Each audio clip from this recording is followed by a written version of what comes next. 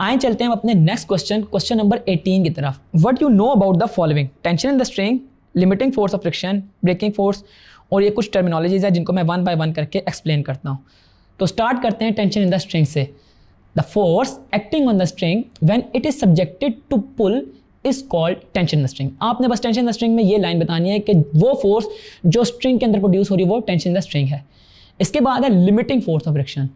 The maximum value of friction is called limiting friction. ठीक है जी, इसमें आपने बस यही बताना है कि जो हमारे पास फ्रिक्शन की मैक्सिमम वैल्यू है वो हमारे पास लिमिटिंग फ्रिक्शन कहलाएगी। इसके बाद आता है ब्रेकिंग फोर्स। जो फ्रिक्शन होती है ना between the rotating component and the stationary component, वो ड्रम और डिस्क को स्लो डाउन करने के काम आती है। Then such force is called braking force. फिर इसके बाद है skidding of vehicles.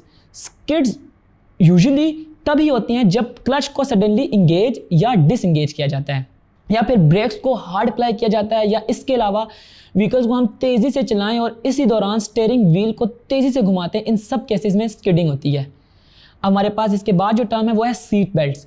Seat belt जो है ना वो एक्सटर्नल फोर्स अप्लाई करती हैं और स्टॉपिंग टाइम को प्रोलॉन्ग करता है and reduce the effect of collision. इसके बाद है हमारे पास banking of the road. Banking of the road का मतलब ये है कि जब कार शार्प टर्न ले रही हो तो वहां पे कार के स्किड या स्लिप होने के चांसेस होते हैं। इसी प्रॉब्लम को ओवरकम करने के लिए टर्न पर रोड के आउटर एज को थोड़ा ऊपर की तरफ रखा जाता है। इससे होता यह है कि एक कंपोनेंट ऑफ वेट की वजह से जितनी हमें रिक्वायर्ड सेंट्रीपिटल फोर्स है वो मिल जाती है और गाड़ी सर्कुलर ट्रैक पर रहती है इंस्टेड ऑफ कि वो स्लिप हो जाए।